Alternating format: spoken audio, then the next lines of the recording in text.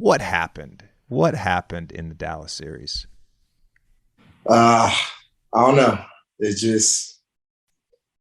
was up, and then it was a good series. Like, I think when we went up 3-2, I think we had a feeling we all thought we was going to win in Dallas. And then, once they won, it kind of was like, now it's like, even though it's home advantage, it's like, better than me. Like, game 7 is just like, now it's up for grabs. Like, I don't think you even feel the home court advantage as much because they're so confident. And now it's like, there's really nothing to lose, and they're just gonna go out and just play the way they've been playing. And it got real scary. I remember I just looked up, I just felt they were just scoring every time, and just goddamn Theo and all of them. I could hear them. I could just hear them every time they score, and just the energy every single time. And we're not scoring that much, like, at all. I just look up. I just see a score. I'm like, man, going to half down 30 is just ridiculous. And now it's just like coming back out. Like, you gotta start off hot, like out the jump street to third. Like, if not, then you really have no chance. And then, man, we couldn't even score coming out, and they just kept going. Everybody had their rhythm, and I mean, credit to them, man. Everybody played really well.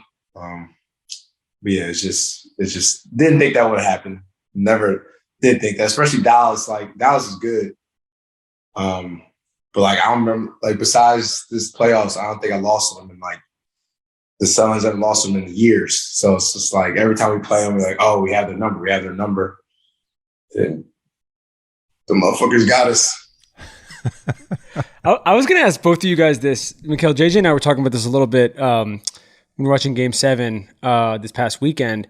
Is there something to be said, JJ, you've been in a bunch of Game 7s in the playoffs, of there's the road team has an advantage sometimes because it almost feels like you're playing with house money. Like, everyone thinks the home team is going to win, and so they get tight a little bit?